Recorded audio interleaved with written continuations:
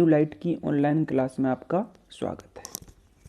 पिछले लेक्चर में आप लोगों ने देखा, सुना और समझा किस तरह से बौद्ध धर्म फेमस होता गया, क्या उसके प्रिंसिपल थे, जैन धर्म और बौद्ध धर्म में क्या समानता थी और क्या असमानता थी, किस प्रकार बौद्ध धर्म आसान था इसलिए इसका विदेशों में प्रचार प्रसार हुआ, जैन धर्म कठोर धर्म था इसलिए इसका विकास केवल भारत में हो सका। अधिकतर शासकों ने इसके प्रचार प्रसार में रुचि नहीं दिखाई, ना तो इसका विदेशों में प्रचार हुआ, जो भी प्रचार हुआ वो केवल भारत के अंदर ही हुआ। इसलिए जैन धर्म केवल भारतीय भूमि पर ही फला फूला।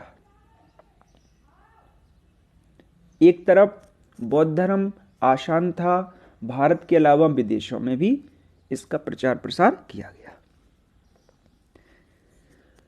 इस प्रकार इसी पर चर्चा के साथ ये भी बता दिया था कि किस प्रकार बौद्ध धर्म के साथ साथ भागवत धर्म या अन्य धर्म या किस तरह से भागवत धर्म में भी किस तरह से शैव धर्म या उसके चरणों का विकास किस तरह से हुआ, ये पिछले लेक्चर में मैंने आपको बताया था। आगे की कहानी को बढ़ाते हुए तो मैं आप लोगों से कहना चाहूंगा कि जो भी आप वीडियो देखें उसको लास्ट तक देखें, क्योंकि जो लोग एग्ज़ाम की प्रिपरेशंस सिंसियरली कर रहे हो, चाहे वो एसएससी हो, पीसीएस हो, एसएससी हो, आईएएस हो, इस तरह से जो भी एग्ज़ाम की प्रिपरेशन कर रहे हो, जब आप लेक्चर को स्टार्ट से पूरा सुनेंगे तो जिन लोगों ने पढ़ा होगा उनका रिवीजन होगा डेफिनेटली। जिन लोगों ने पहले कभी हिस्ट्री पढ़ी नहीं होगी तो उन्हें तो पढ़ने में बहुत अच्छा कंसेप्ट भी क्लियर हो जाएगा और एक जो बेसिक्स स्ट्रक्चर होता है वो भी बिल्डअप हो जाएगा। जनरली इतिहास को लोग सन से रिलेट करके पढ़ते हैं,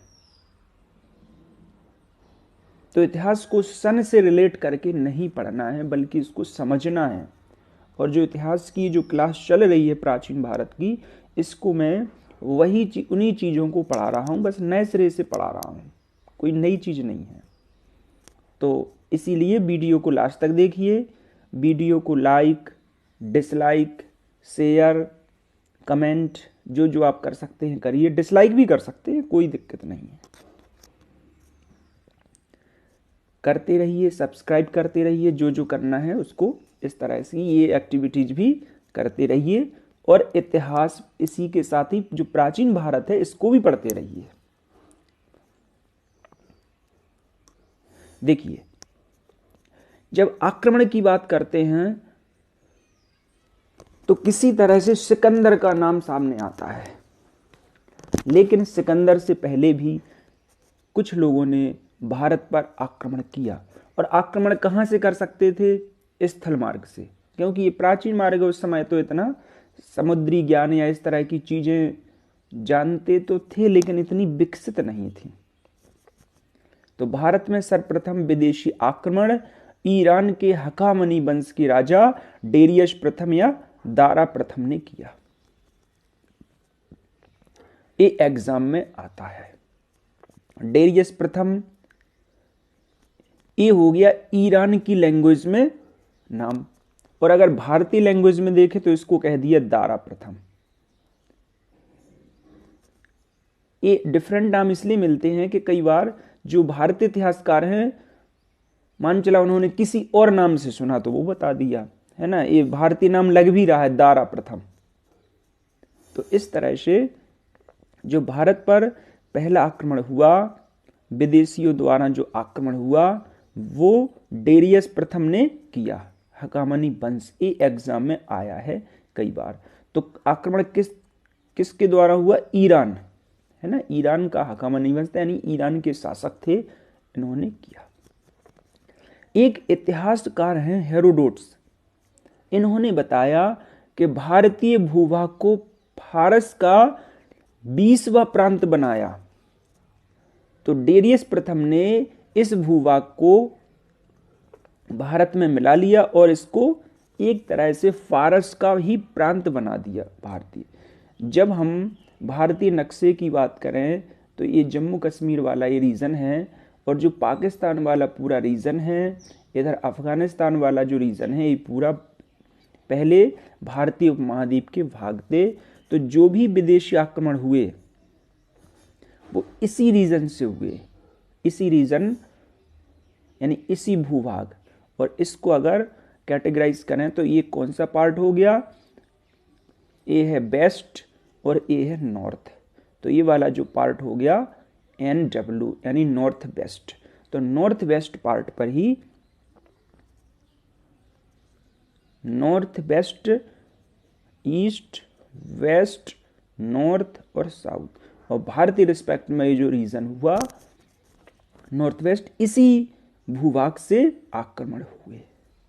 और मैक्सिमम जब डेरियस प्रथम हो, सिकंदर हो, इसी तरफ से ही आक्रमण होने लगे। ये स्ट्रेटेजिक पॉइंट हो जाएगा। जब आप मध्यकाल में पढ़ेंगे तो यहाँ से ही कुछ विदेशी लोगों ने आक्रमण किए, चाहे वो पानीपत का 3rd युद्ध हो। जब आप पढ़ेंगे इस चीजें तो मैक्सिमम जब आप पढ़ेंगे कि पानीपत के युद्ध में ही मैक्सिमम लड़ाइयाँ क्यों हुई, तो इस तरह से काफ़ी कंसेप्चुअल है। और धीरे धीरे जिस तरह से साहित्यिक स्रोत आते जाएंगे तो जो हिस्ट्री है, इतिहास का निर्माण भी बहुत अच्छे बेहतर ढंग से होता जाएगा। ये जो एंशिएंट हिस्ट्री है, यहाँ से बहुत कम क्वेश्चन पूछे जाते हैं, और जो भी क्वेश्चन पूछे जाते हैं वो बहुत सॉलिड होते हैं। तो देखिए यहाँ पे किसने आक्रमण किया था, इस सबसे महत्वपूर्ण क्वेश्चन था, ये मैक्सिमम आता है। अब थोड़ी सी कहानी जानते रहिए। तो दारा का जो पुत्र था जरक्सीज, इसने ये जो प्रांत विजित किए थे उनको बनाए रखा, सुरक्षित बनाए रहा, लेकिन यूनानियों द्वारा पराजित किया गया। तो जरक्सीज को यूनानियों द्वारा पराजित किया गया। और पराजित कौन, इसके बाद आक्रमण जो हुआ था वो सिकंदर का आक्रमण हुआ था। सीधी बात है, सिकंदर ने इसको पराजित कर दिया। देखिए, तो इस ईरानी आक्रमण के बाद भारत को यूनानियों द्वारा सिकंदर, जिसका नाम था अलेक्जेंडर। सिकंदर एक तरह से भारतीय नाम कह सकते हैं, ठीक है, जो अलेक्जेंडर है का सामना करना पड़ा। अच्छा, सिकंदर किसका शिष्य था, ये एग्जाम में बहुत आता है, अरस्तु। तो अरस्तु का जो चेला था सिकंदर, उसने यूनान के, तो जो अरस्तु का शिष्य था सिकंदर, इसने क्या किया, ये कहाँ का राजा था, एक तरह से यूनान में एक था मकदूनिया का राजा था सिकंदर। इसने क्या किया, एशिया माइनर को जीतने के बाद सोने की चिड़िया, उस समय भारत को सोने की चिड़िया कहा जाता था। और जब धीरे धीरे मध्यकाल में पढ़ेंगे तब कई इतिहासकारों ने लिखा है कि जो बंगाल है, यहाँ ऐसे लगता है जैसे सोने का कुंड हो। इमेंस के पर्सपेक्टिव में कई बार चर्चा की जाती है, जैसे अंग्रेजों ने बंगाल को ही अपना व्यापारिक या रणनीतिक केंद्र क्यों चुना। तो बंगाल उस समय समृद्ध प्रांत था। अगर जब विदेश व्यापार करेंगे हम और निर्यात ज़्यादा हो, आयात हो नहीं, तो पूरा जो भी फायदा होगा वो पर्टिकुलर देश को ही तो होगा। आयात है नहीं, निर्यात ज़्यादा है। तो इस तरह से कहा जाता था कि जैसे बंगाल एक तरह से भारत का यज्ञ है और उसमें सोने की जो आहुति दी जा रही है, या सोना एक तरह से आ रहा है और कहीं जा नहीं रहा है, कुंड में समा रहा है, इस तरह से चर्चाएं हैं।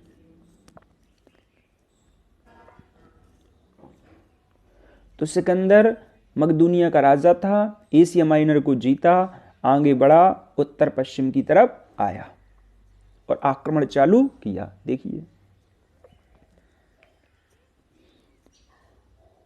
अच्छा, नॉर्थ वेस्ट वाला जो रीजन है, यहां से ही आक्रमण क्यों हुआ? अगर यहां पर शक्तिशाली राजा होता, ये केवल सिकंदर की आक्रमण के रिस्पेक्ट में नहीं है। जब आप तराइन वाला युद्ध पढ़ेंगे, मोहम्मद गौरी को पढ़ेंगे, तो इन लोगों ने भी इसी रीजन से आक्रमण किया, नॉर्थ वेस्ट। अगर यहां पर कोई शक्तिशाली शासक या राज्य होता तो हो सकता है भारत की जो दिशा है और दशा है वो इस तरह से ना होती। नॉर्थ वेस्ट वाले रीजन में जो भी राजा थे आपस में लड़ते रहते थे, केवल अपनी आन बान शान के लिए। कोई एकता का मतलब ही नहीं था, एकता को जानते ही नहीं थे, आपस में लड़ते रहते, चाहे वो गांधार हो, कंबोज हो, इस तरह से। देखिए, तो इस क्षेत्र में गांधार, कंबोज आदि राजा आपस में लड़ते रहते थे। यहां पर अगर कोई केंद्रीय संगठन होता, शक्तिशाली शासक होता यहां पर, तो इस तरह से आक्रमण या इस तरह की कहानी नहीं होती। एग्जाम में आता है कि सिकंदर कौन सा दर्रे से पार किया, एक बार आया था, तो सिकंदर खैबर दर्रा को पार करते हुए 326 ईसा पूर्व भारत में घुसा। ये तिथि महत्वपूर्ण है। वैसे मैं सन को नहीं कहता हूं कि सन आप याद कीजिए, लेकिन इसको याद कर लीजिए। सिकंदर ने भारत पर आक्रमण कब किया? तो 326 ईसा पूर्व, इसको कहते हैं बीसी, बिफोर क्राइस्ट। अब देखिए, जिस तरह से आक्रमण हुआ तो भारतीय राजाओं की क्या प्रतिक्रिया थी। अब देखिए, तक्षशिला के आंभी ने सिकंदर को बहुमूल्य वस्तुएं वहां भेंट किए। देखिए, नतमस्तक हो गया। जैसे ही सिकंदर ने आक्रमण किया, तक्षशिला के राजा गए, जी हुजूर बताइए, वस्तुएं दी, हाथी भेंट कर दिया। सिकंदर खुश। अब देखिए, दूसरा जो प्रांत है पंजाब, यहां सिकंदर को पंजाब के शासक पोरस, इनका जो राज्य था पोरस का, वो झेलम व चिनाव के बीच था।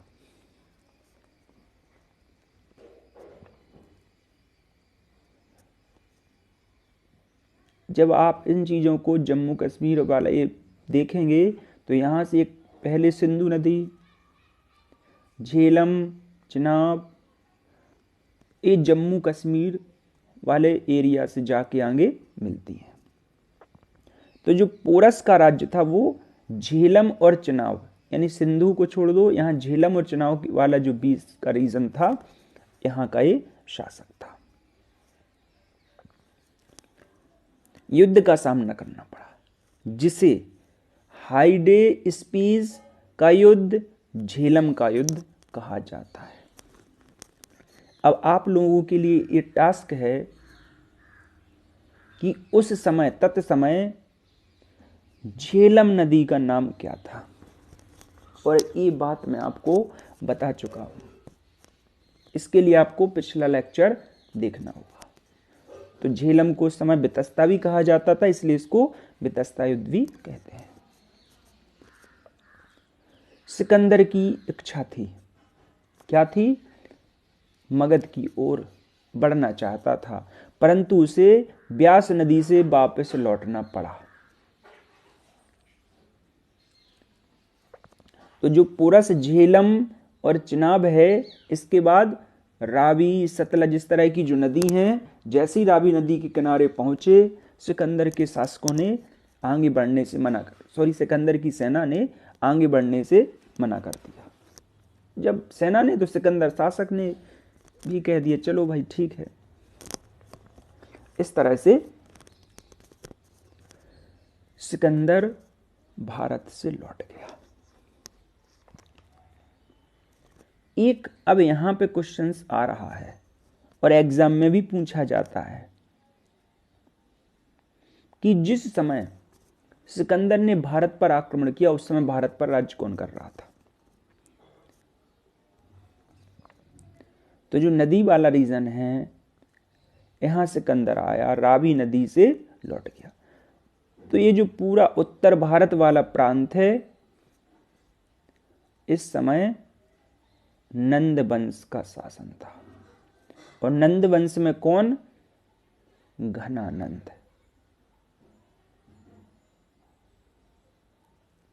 ये श्रीमान जी शासन कर रहे थे। अब एग्जाम में पूछा तो नहीं जाता है, लेकिन मेंस के पर्सपेक्टिव में थोड़ा सा डिस्कस करना चाहता हूं। सिकंदर क्या नंद वंश के या जो इनकी ख्याति थी उसकी वजह से लौट गया था, या सिकंदर के सैनिक थक हार चुके थे, या घनानंद से युद्ध नहीं करना चाहते थे, या उनको ऐसा लगता था कि हम पराजित भी हो सकते हैं। अब जो उस समय तत्कालीन इतिहासकार हैं, कई लोगों ने तो इस आक्रमण को या इस तरह की घटनाओं का जिक्र ही नहीं किया है। जैसे नंद वंश के जो उस समय इतिहासकार थे, तत्समय या जो भी दरबार में रहते थे, उन्होंने इस तरह की घटनाओं का जिक्र ही नहीं किया है। तो सही रीजन क्या था? वास्तविक रीजन क्या था कि सिकंदर को ब्यास नदी के तट से वापस लौटना पड़ा? तो सही कारण तो अभी भी विचार मंथन का टॉपिक है। देखिए, 19 महीने भारत में रहा। किसी एग्जाम में पूछ लेता है, कोई एग्जाम ने सोचा चलो स्टूडेंट पूछ लेते हैं ऐसा क्वेश्चन भी, ठीक है। तो ये भी हमने आपको बता दिया। यहां से लौट गया, 19 महीने रहा। इसके बाद क्या हुआ?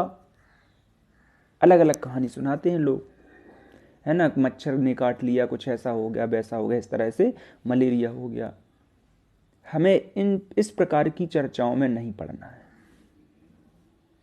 एग्जाम में कोई एग्जामिनर ये नहीं पूछेगा कि देखते हैं स्टूडेंट बता पाता है या नहीं, सिकंदर कितनी बजे कितनी तारीख को कहाँ पे और कैसे मरा। इस तरह के क्वेश्चन में एग्जामिनर को इंटरेस्ट भी नहीं रहता है। मैक्सिमम जो हिस्ट्री के क्वेश्चंस रहते हैं वो आर्थिक, सांस्कृतिक, राजनीतिक, इस तरह के बिंदुओं पे फोकस रहते हैं, इसमें कोई इंटरेस्ट नहीं रहता। ठीक, देखिए, सिकंदर के साथ आने वाले लेखक थे नियार्कस, ओनेसिक्रिटस और अरिस्टोब्यूलस थे। अब देखिए, सिकंदर के साथ जो ये 3 लेखक आए थे, ये एग्जाम में कई बार पूछा गया। नियार्कस, तो इनको याद रख लीजिए। देखिए, नाम भी एक जैसे ही हैं लगभग, नियार्कस, ओनेसिक्रिटस और अरिस्टोब्यूलस। अब देखिए, एग्जामिनर क्या करेगा?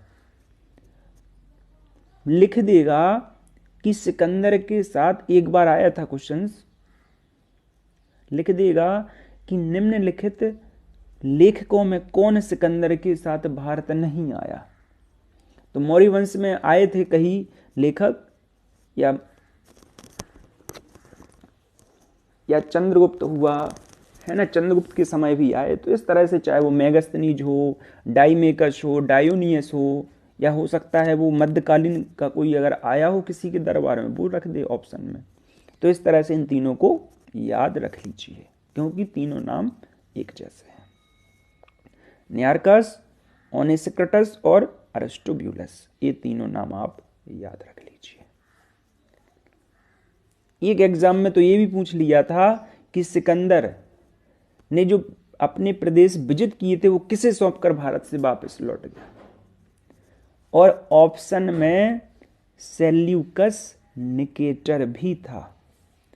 और सेल्यूकस निकेटर इस समय, जबकि अभी तो है भी नहीं, ये जो जैसे ही मौर्य वंश पढ़ेंगे तो उस समय अस्तित्व में आएगा। तो सिकंदर ने अपने प्रदेशों को क्या किया, सेनापति फिलिप, इसको जानते रहिए, इसको सौंपकर भारत से लौट गया। ये एग्जाम में आ चुका है। अब देखिए, तो सिकंदर ने या हकामनी वंश का जो दारा प्रथम था या डेरियस था, इन्होंने जो भी आक्रमण किए, इन आक्रमण की वजह से भारत के ऊपर क्या प्रभाव पड़ा, विदेशी आक्रमण के क्या प्रभाव पड़े। देखिए, फर्स्ट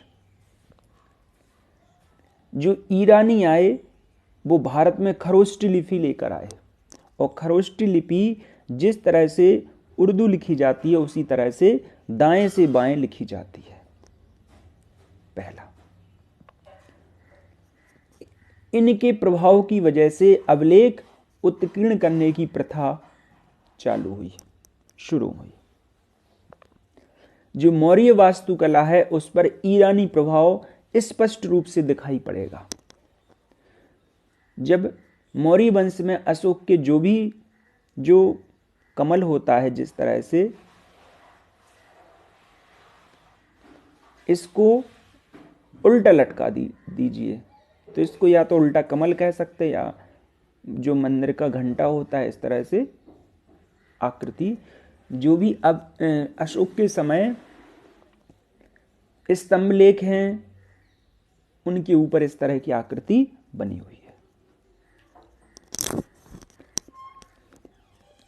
तो अशोककालीन स्मारक पर ये जो ईरानी प्रभाव है दिखाई देगा। पश्चिम उत्तर सीमा जो प्रांत है इसमें ईरानी सिक्के भी मिलेंगे। सिकंदर रहा, वापस चला गया, फिलिप को सौंप दिया, तो जब वहां पे रहेंगे तो हो सकता है सिक्के भी चलाए होंगे, तो इस तरह से ईरानी सिक्के भी प्राप्त हुए हैं। अब सिकंदर के भी सिक्के मिल सकते हैं, और जो डेरियस था उसके भी मिल सकते हैं। सिकंदर की वजह से क्या हुआ, देखिए, यूनानी उपनिवेश स्थापित हुआ, जैसे सिकंदरिया, बुकेफाल, सिकंदर का जो घोड़ा था उसका नाम था बुकेफॉल, निकैया, इस तरह से यूनानी उपनिवेशों की स्थापना हुई उस समय।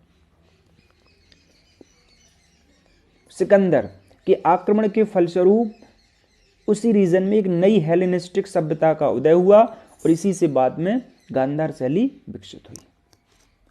मुद्राओं पर लेख भी उत्कीर्ण हुए। इस तरह से इस प्रकार के प्रभाव, ये जो विदेशियों ने आक्रमण किए हैं, इनकी वजह से इस प्रकार के प्रभाव को देखा जाता है। नेक्स्ट जो टॉपिक है बहुत ही महत्वपूर्ण है, मौर्य साम्राज्य। देखिए, मौर्य साम्राज्य भारत की भूमि पर स्थापित किए गए साम्राज्यों में सबसे पहला और सबसे बड़ा साम्राज्य था। मौर्य साम्राज्य की स्थापना चंद्रगुप्त मौर्य ने की। जो भारतीय इतिहासकार हैं, जो भी ग्रंथ मिलेंगे, वो कहते हैं चंद्रगुप्त था, और यूनानी जो होंगे वो कहेंगे चंद्रगुप्त तो कोई था ही नहीं। कौन था? सेंड्रोकोट्स। अब देखिए, एग्जाम में कई बार आ जाता है कि सेंड्रोकोट्स कौन था? चंद्रगुप्त। ये किसने कहा? ये विलियम जोन्स और जस्टिन। विलियम जोन्स और जस्टिन ने जो भी बुक लिखी उसमें चंद्रगुप्त मौर्य का जिक्र सेंड्रोकोट्स के रूप में किया। तो देखिए, चंद्रगुप्त ने अपने गुरु चाणक्य की मदद से नंद वंश के अंतिम शासक घनानंद को हराकर की थी। अभी बताया था, जब सिकंदर का आक्रमण हुआ तो उस समय भारत पर नंद वंश का राज था। चंद्रगुप्त मौर्य ने पूरे भारत को एकता के सूत्र में पिरोया। सबसे बड़ा राज्य था। पाकिस्तान, अफगानिस्तान, काबुल, कांधार, इस तरह से ये पश्चिमी सीमा हो गई। अगर उत्तर की सीमा हो जम्मू कश्मीर, दक्षिण की मैसूर तक, और यहाँ पर बंगाल, इस तरह से साम्राज्य विस्तार किया। क्या था? उसने पश्चिम उत्तर भारत को भी सेल्यूकस निकेटर से मुक्त किया। अभी बताया था, फिलिप को सौंप कर चला गया था। फिलिप ने एक तरह से सेल्यूकस निकेटर को सौंपा था। सिकंदर का उत्तराधिकारी था सेल्यूकस निकेटर। तो सेल्यूकस निकेटर को जानते रहिए। इसने क्या किया? सेल्यूकस निकेटर ने अपनी पुत्री कार्नेलिया या हेलेन, अगर कोई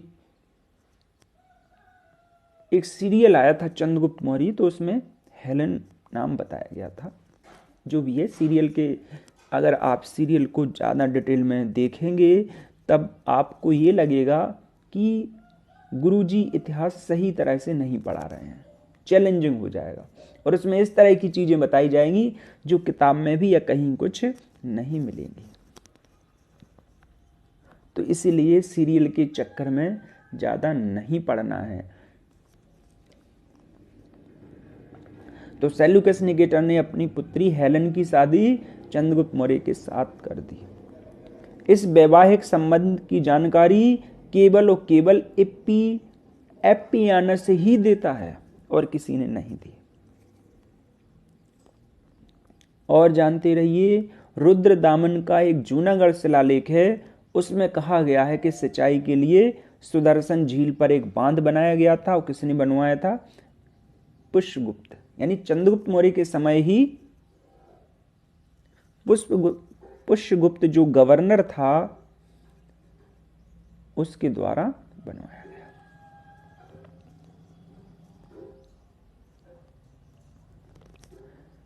ठीक है, तो जानते रहिए पुष्यगुप्त द्वारा बनवाया गया था, जो कि चंद्रगुप्त मौर्य का प्रांतीय गवर्नर था।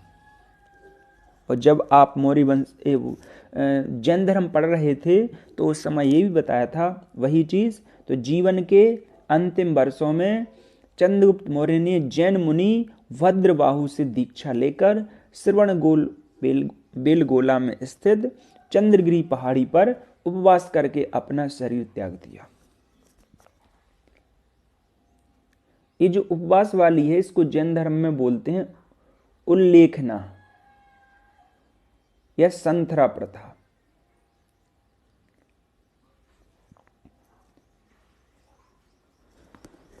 अब देखिए चंद्रगुप्त मौर्य का जिक्र कहां मिलेगा? भद्रबाहु बताया था, भद्रबाहु ने बुक लिखी कल्पसूत्र, उससे मिल जाएगा। हेमचंद्र ने लिखी है परशिष्ट पर्वन, तो इससे मिल जाएगा। तो ये भद्रबाहु और स्थूलभद्र, एक यहाँ पे भद्रबाहु थे जिनके साथ चंद्रगुप्त मौर्य चला गया, और एक थे स्थूलभद्र। ये जैन धर्म में आपको एक कहानी बताई गई थी। तो जो पिछला लेक्चर है आप उसको भी रिवाइज कर सकते हैं, और जब आप लेक्चर सुने तो नोट भी करते जाएं, जिससे कि लेक्चर आपको बार बार नहीं सुनना पड़ेगा। जब दूसरी बार आप रिवीजन करेंगे तो 5 या 10 मिनट ही लगेंगे। तो इस तरह से आप नोट करते जाइए। और जो लेक्चर अगर आपने नहीं सुना है पिछले लेक्चर जैन धर्म, तो उसको सुन लीजिए। मौर्य वंश के बारे में जानकारी, विशाखदत्त की मुद्रा राक्षस। इस प्रकार बताने से आपके 2 फायदे हैं। एक तो आप ये जान रहे हैं कि चलिए मौर्य साम्राज्य की जो जानकारी है किस ग्रंथ से मिल रही है, और ये भी कि विशाखदत्त ने कौन सी किताब लिखी या कौन सी पुस्तक उस समय लिखी। तो मुद्रा राक्षस एग्जाम में ये भी तो पूछा जाता है, कई बार पूछ लेगा कि मुद्रा राक्षस किसके द्वारा लिखी गई, या महाभाष्य के रचयिता कौन है, कौटिल ने कौन सी पुस्तक लिखी। इस तरह से चीजें पूछ ली जाती हैं। तो यहाँ 2 चीजें होंगी कि जिस तरह से जानकारी सोर्स किस तरह से होगी, और इन किताबों के रचयिता या लेखक कौन है, इस तरह की जानकारी भी आपको मिलती रहेगी। देखिए, तो मौर्य साम्राज्य के बारे में जानकारी, विशाखदत्त की मुद्रा राक्षस, पतंजलि की महाभाष्य। पतंजलि के बारे में आप अभी आगे पढ़ेंगे जो अगला वंश आएगा उसमें आप पतंजलि को जानेंगे। कौटिल्य का अर्थशास्त्र, एक चीज और बता देना चाहता हूं यहीं पर, कौटिल्य की जो अर्थशास्त्र है या चाणक्य, ये अर्थशास्त्र राजनीति पर फोकस है और इसका नाम है अर्थशास्त्र। एग्जाम में आता है कि जो कौटिल्य या चाणक्य की जो किताब है अर्थशास्त्र किससे संबंधित है, क्योंकि नाम से लग रहा अर्थशास्त्र तो इकोनॉमी पे होगी, जबकि ऐसा नहीं है। ये राजनीति पॉलिटिकल व्यू पर जाता है, उसी पे ही फोकस है। अर्थशास्त्र से हमें बहुत मौर्य समय के बारे में जानकारी मिलती है, किस तरह से राजनीतिक सिद्धांत थे उस समय, इस तरह की जानकारी मिलती है। जैसे अभी आप पढ़ेंगे सप्तांग सिद्धांत क्या था, इस तरह की चीजें जानेंगे। बाकी सेल्यूकस का जो राजदूत मेगास्थनीज था उसकी पुस्तक थी इंडिका, इससे मिल जाएगी, क्योंकि मेगास्थनीज रहा होगा तो उसने भारत की दशा दिशा जो जो जो देखा होगा उस समय वो लिखा होगा, उससे जानकारी। लेकिन हो सकता है उस तरह से ना समझाओ, लेकिन जो भी लिखा होगा वो कुछ ना कुछ सहायक तो सिद्ध होंगे, जो भी किताब लिखी होगी, जो देखा होगा।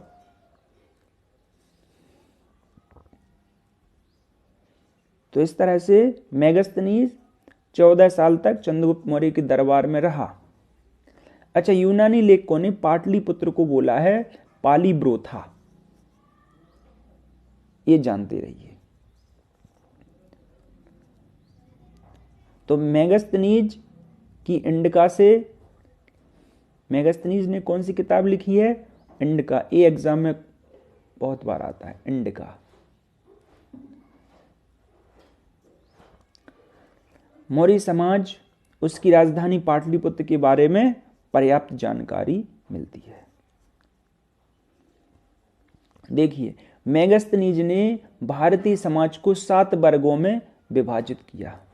वैसे जनरली जो उस समय के, इस समय के जो भी भारतीय इतिहासकार, उन्होंने 4 वर्ग ज्यादातर बताए, लेकिन मेगास्थनीज ने बता दिए 7।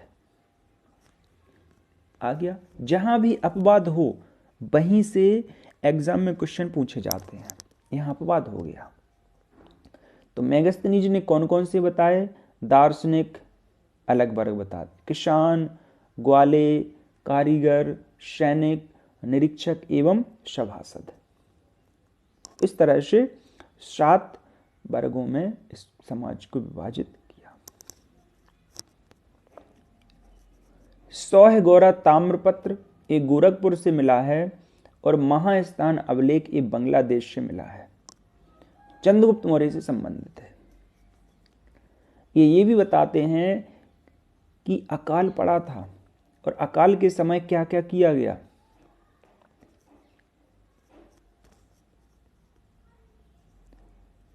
तो महास्थान अभिलेख और सौह गौरा ताम्रपत्र, इनको जानते रहिए। बताया था कि पटना या पाटलिपुत्र में जब अकाल पड़ा तो चंद्रगुप्त मौर्य भद्रबाहु के साथ चले गए श्रवणबेलगोला, इस तरह से बताया था। और वहीं बचा स्थूलभद्र, और जब लौट के आए तो दोनों में ठन गई। दिगंबर और श्वेतांबर, 2 श्वेतांबर का जन्म हुआ। इन चीजों को आप जैन धर्म जब पढ़ाया था तो उस समय बता दिया था, उसको जानते रहिए, रिवाइज करते रहिए, जो भी है। चंद्रगुप्त मौर्य के बाद आया बिंदुसार। इसको अमित्रोचोट्स भी कहते हैं। तक्षशिला में विद्रोह हुआ था। एक और बताया भी, कुछ ही दिन पहले बताया था, बिंबिसार। तो ये आपके लिए टास्क है। बिंबिसार क्वेश्चन से लिख लीजिए, बिंबिसार किस वंश का शासक था? बिंबिसार किस वंश का शासक था? और इसने किसकी हत्या की थी? दूसरा क्वेश्चन। तीसरा हो जाएगा बिंबिसार की हत्या किसने की? और जैसे ही आप ये जान लेंगे, एक वंश ही खत्म हो जाता है इसी जानने में, और इस कहानी में एक वंश ही खत्म हो जाता है।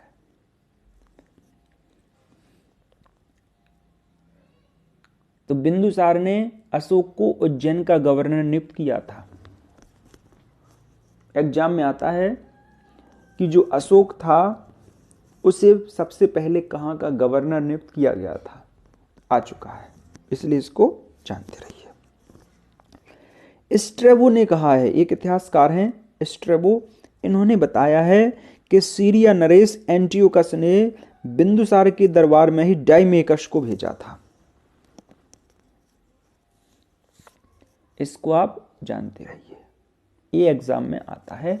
अभी बताया था कि जो सिकंदर के साथ 3 लेखक आए थे उसमें जनरली डाइमेकस का नाम दे दिया जाता है, क्योंकि ये नाम भी वैसे ही है, डाइमेकस हुआ, डायोनियस हुआ, इस तरह से नाम भी उसी से मिलते जुलते लग रहा है, इसीलिए। तो इसको जानते रहिए, ये एग्जाम में आ जाता है कि सीरिया नरेश उस समय, या जो सीरिया के नरेश थे वो कौन थे? एंटियोकस। इस तरह से इन्होंने डाइमेकस राजदूत को भेजा। चंद्रगुप्त मौर्य के दरबार में भी भेजा गया मेगास्थनीज, बिंदुसार के दरबार में भी भेजा गया। अब एक और भेजा गया था, डायोनियस। देखिए, मिस्र के शासक टॉलमी फिलाडेल्फस ने डायोनियस को बिंदुसार के दरबार में भेजा। अब यहां कॉन्ट्राडिक्शन है, क्योंकि जो एक एग्जाम में आता है कि मिस्र का उस समय शासक कौन था, मौर्य वंश के समय या अशोक के समय या बिंदुसार के समय, तो वो फिलाडेल्फस था। अब एक्चुअली जो डायोनियस है ये किसके दरबार में आया, इसके बारे में सही जानकारी नहीं है, क्योंकि कुछ लोग कहेंगे कि बिंदुसार के दरबार में आया और कुछ लोग अभी कहेंगे कि अशोक के समय आया। तो ये इस तरह से आया कि इसकी तिथि निर्धारित ही नहीं है, तो इसको भी जानते रहिए, डायोनियस किसके समय में आया।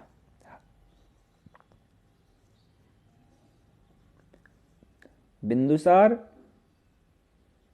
तो डायोनियस, बिंदुसार या अशोक, किसके समय आया, इस तरह से।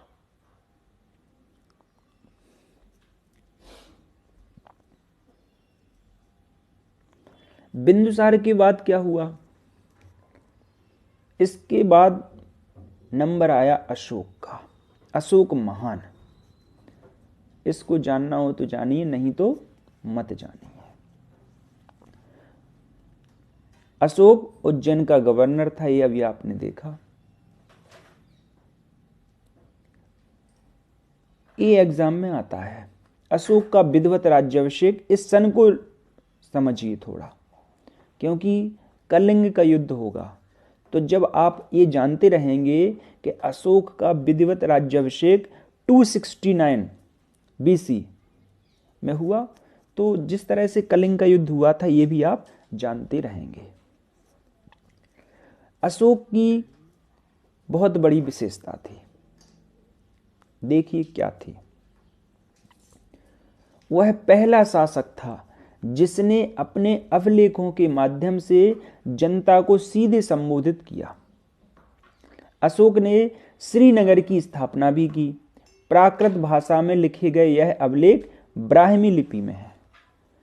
तो अशोक ने जो भी अभिलेख लिखे हैं वो भारत में ब्राह्मी लिपि में मिले हैं, किंतु उत्तर पश्चिम भारत में यह अभिलेख खरोष्टी लिपि, ग्रीक लिपि और अरमाइक लिपि में है। जब अशोक के अभिलेख की बात की जाएगी तो सबसे पहले तो ये बात की जाएगी कि अशोक के अभिलेख को किसने पढ़ा, किसने देखा, किसने पता लगाया। तो अशोक के अभिलेखों को सर्वप्रथम जेम्स प्रिंसिप ने पढ़ा। ये एग्जाम में बहुत बार आता है, इसको जितना बताया जाए उतना कम, इसको जानते रहिए। और टिफेंथलर ने ये बताया कि अशोक के स्तंभलेख के बारे में सबसे पहले जानकारी दी, बता दिया, वो पढ़ नहीं पाया। पढ़ा किसने बाद में? जेम्स प्रिंसेप ने। तो टिफेंथलर और जेम्स प्रिंसेप को भी जानते रहिए। अशोक के जो भी शिलालेख मिले हैं वो ब्राह्मी लिपि में मिले हैं भारत में, और जो नॉर्थ ईस्ट वाला रीजन है, पाकिस्तान, अफगानिस्तान, वहां पर खरोष्टी, ग्रीक और अरमाइक में मिले हैं। और पाकिस्तान वाले रीजन में तो जनरली खरोष्टी लिपि से मिले हैं। तो इस तरह से अशोक के शिलालेख की लिपि क्या थी, किसने पढ़ा, किसने खोजा, इन चीजों को आप जानते रहिए। तो जो आज की कहानी है उस कहानी को यहीं पर रोक देते हैं। तो जो भी ये लेक्चर है इसको नोट्स बनाते रहिए, जानते रहिए, समझते रहिए। आगे की कहानी जो है अगले लेक्चर में बताई जाएगी। आपने इस लेक्चर को ध्यान से सुना ऐसा उम्मीद करते हैं, और नोट्स भी बनाए हैं ऐसी भी उम्मीद करते हैं। और ये लेक्चर आपकी जो आगामी प्रतियोगी परीक्षा हैं उसमें बहुत ही सहायक सिद्ध होगा, इसी उम्मीद के साथ थैंक यू। पढ़ते रहिए, मन लगाकर पढ़ते रहिए, और अगर आसपास कोई एग्ज़ाम है तो उसको भी देखते रहिए, फॉर्म भरते रहिए, है ना। इस तरह से इतिहास और भी जो सब्जेक्ट हैं धीरे धीरे आपको क्लास उपलब्ध होती रहेंगी, तो पढ़ते रहिए।